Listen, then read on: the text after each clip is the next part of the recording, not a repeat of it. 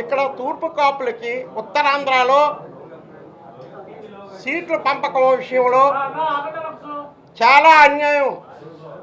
ప్రతి పార్టీ కూడా, ముఖ్య పార్టీలు అన్నీ కూడా అన్యాయం జరుగుతుంది.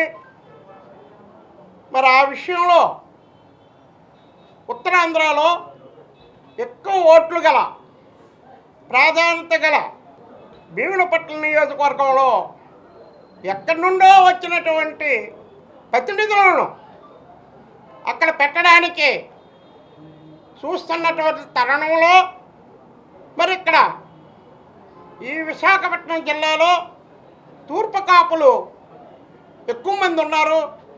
ప్రత్యేకించి భీములపట్నంలో తూర్పు కాపులు ఎక్కువగా ఉన్నందున అక్కడ తూర్పు కాపులకి ముఖ్యమైనటువంటి పార్టీలు తూర్పు కాపులకి కేటాయించాలని ముఖ్యంగా కోరుతున్నాము. మరి అదేవిధంగా ఉత్తరాంధ్రలో విజయనగరం జిల్లాలో కూడా తూర్పు కాపులు అతి ఎక్కువగా ఉన్నారు.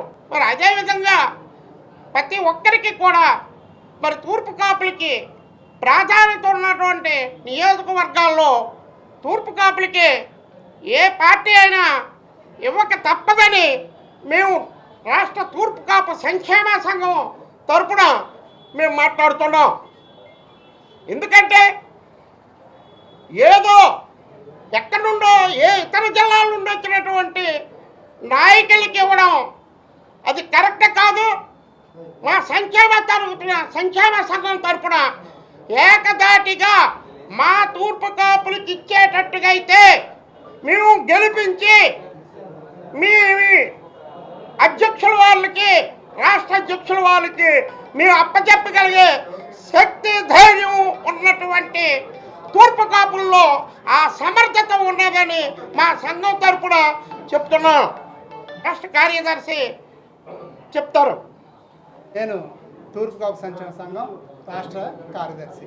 ఈరోజు ఇక్కడ వెనుకబడిన ప్రాంతం ఏదైనా ఉందంటే ఇక్కడ ఉత్తరాంధ్రలో ఉన్న పరిస్థితుల రీత్యా అప్పట్లో చదువులు అవ్వచ్చు, ఇప్పుడిప్పుడే ముందుకెళ్తున్నాం. ఈ పరిస్థితుల్లో మేము కూడా టోటల్గా ఉన్న ఉత్తరాంధ్రలో 34 అసెంబ్లీ నియోజకవర్గాలు ఉండగా దాంట్లో ఎట్టి పరిస్థితులు కూడా తూర్పు కాపులకి 3 జిల్లాలు తీసుకుంటే 14 సీట్లు తప్పనిసరిగా ఇవ్వాలని కోరుకుంటున్నాం.